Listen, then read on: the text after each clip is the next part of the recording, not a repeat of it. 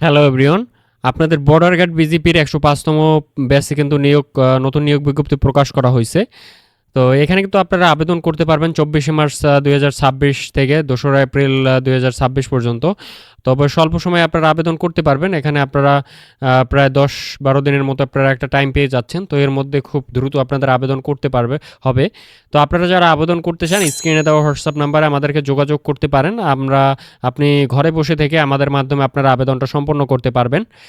তো এখন আবেদন নিয়ে আপনাদের বিস্তারিত আলোচনা করব যে আপনার কত বয়স হলে আপনি আবেদন করতে পারবেন এবং আপনার শিক্ষাগত যোগ্যতা কী প্রয়োজন এবং হাইট, ওয়েট এবং বুকের মাপ কত প্রয়োজন পড়বে। তো এগুলো যদি আপনার ঠিক থাকে সেক্ষেত্রে আপনি আবেদন করতে পারবেন, অন্যথায় আপনি আবেদন করতে পারবেন না। তো প্রথমে দেখুন যে শিক্ষাগত যোগ্যতার ক্ষেত্রে আপনি এসএসসি সমমান পরীক্ষায় 3.00 এবং এইচএসসি সমমান পরীক্ষায় কমপক্ষে 2.50 পেয়ে উত্তীর্ণ হতে হবে। তো এইখানে কিন্তু আপনাকে এসএসসিতে 3 পয়েন্ট পেতে হবে এবং এইচএসসিতে অর্থাৎ ইন্টারে আপনার 2.50 পেতে হবে। তো অনেকে প্রশ্ন করেন যে ভাইয়া আমার এসএসসিতে 3 পয়েন্ট নেই, বাট এইচএসসিতে অনেক বেশি আছে, দেখা যায় 4 পয়েন্ট আছে।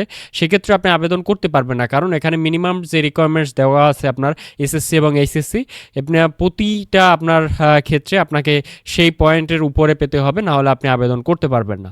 তো আশা করি বিষয়টা আপনারা বোঝাতে পেরেছি। এরপরে বেতন স্কেল আপনারা জাতীয় পে স্কেল 2015 অনুসারে আপনার 17 গ্রেড অনুসারে 9,000 থেকে 21,800 টাকা। তো এটা আপনাদের বেসিক থাকবে।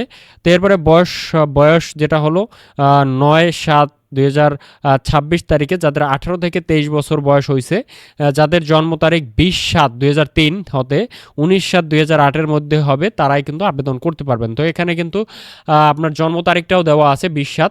তো অনেকে বলবেন যে ভাইয়া আমার 19/7/2003 জন্ম, আমি কি আবেদন করতে পারবো কিনা, অথবা 20/7/2008, ঠিক আছে, একদিন পরে অথবা একদিন আগে যদি হয় সেক্ষেত্রে আপনি আবেদন করতে পারবেন কিনা। এক্ষেত্রে কোনো সুযোগ নেই। আপনি 20/7/2003 জন্মগ্রহণ এর মধ্যে হলে আপনি আবেদন করতে পারবেন। একদিন বেশি হলেও পড়তে পারবেন না, একদিন পর হলেও করতে পারবেন না। আশা করি বুঝতে পারছেন। এই বিষয়টা অনেকে কোশ্চেন করেন।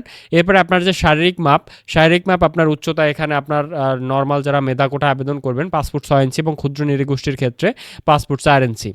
এরপর হলো মহিলা প্রার্থীদের ক্ষেত্রে 5 ফুট 2 ইঞ্চি এবং ক্ষুদ্র নৃগোষ্ঠীর ক্ষেত্রে 5 ফুট।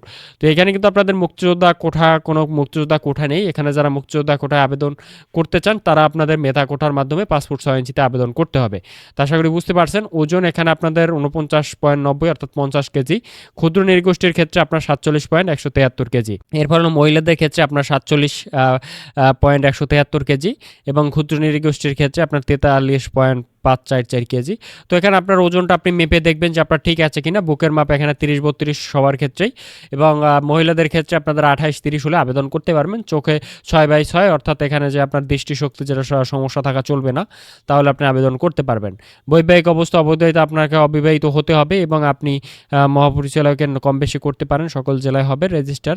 এখানে নিচে আবেদনের প্রসেস, আপনাদের আবেদনের বিষয় বললাম যে আপনারা আমাদের স্ক্রিনে দেওয়া নম্বরে হোয়াটসঅ্যাপে যোগাযোগ করলে আপনারা আবেদন করতে পারবেন। এরপরে এখানে আপনাদের একটা বিষয় দেওয়া আছে, আপনারা কী কী কাগজপত্র নিয়ে যেতে হবে। এখানে কাগজপত্রের বিষয় কিন্তু আপনাদের এইখানে সার্কুলারে দেওয়া থাকে। দেখুন যে এসএসসি এইচএসসি সমমানের পরীক্ষার মূল সনদপত্র অথবা প্রফেশনাল সনদপত্র, অর্থাৎ মূল সনদপত্র যদি না থাকে সেক্ষেত্রে আপনি দেখা যায় প্রফেশনাল সনদপত্র নিতে পারেন।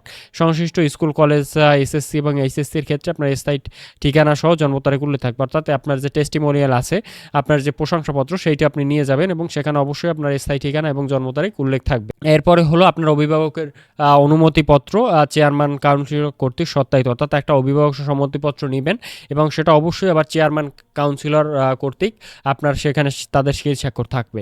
এবার ইউনিয়ন পরিষদের চেয়ারম্যানের এখানে সিল স্বাক্ষর দিতে হবে। প্রথম শ্রেণীর গ্যাজেটেড অনুমোদন কর্তৃক চারিত্রিক সনদপত্র নিতে হবে। সদ্য তোলা নীল পার্শ্ব 11 কপি ছবি এবং 1 কপি চেয়ারম্যানের কর্তৃক সত্যায়িত এবং 10 কপি সত্যায়িত ব্যতীত নিতে হবে। ইউনিয়ন পরিষদ চেয়ারম্যান, ওয়ার্ড কাউন্সিলর এবং প্রত্যেকের অবিবাহিত সনদপত্র নিতে হবে। জাতীয় পরিচয়পত্র মূল কপি সত্যায়িত ছায়া কপি নিতে হবে। এই ছিল আপনাদের বিশেষ বিষয়। তো এই ছিল আপনাদের পুরো সার্কুলারে। আপনারা বুঝতে পেরেছেন যে আপনাদের কী কী যোগ্যতা থাকলে আপনারা আবেদন করতে পারবেন। তো যারা আবেদন করতে চান দ্রুত আপনাদের আবেদন করতে পারবেন। আর আপনারা এছাড়াও কিন্তু আপনাদের পুলিশের নিয়োগ চলতেছে, পুলিশের কনস্টেবলের নিয়োগ চলতেছে, এছাড়াও আপনার বর্তমানে সৈনিক ট্রেড 2 নিয়োগ চলতেছে। তো সকল ক্ষেত্রে আপনারা আবেদন করতে পারবেন, আমাদের মাধ্যমে আবেদন করতে পারবেন। আপনারা যারা আবেদন করতে চান আমাদের এই একই হোয়াটসঅ্যাপে যোগাযোগ করলে হবে। তো আমরা সকল প্রকার আবেদন করে থাকি। আর আমাদের পুলিশ কনস্টেবলের একটা বই আছে, সেটাও আপনারা চাইলে নিতে পারবেন যারা পুলিশ কনস্টেবলে আবেদন করেছেন। তো ভালো থাকবেন, দেখা হবে পরবর্তী ভিডিওতে।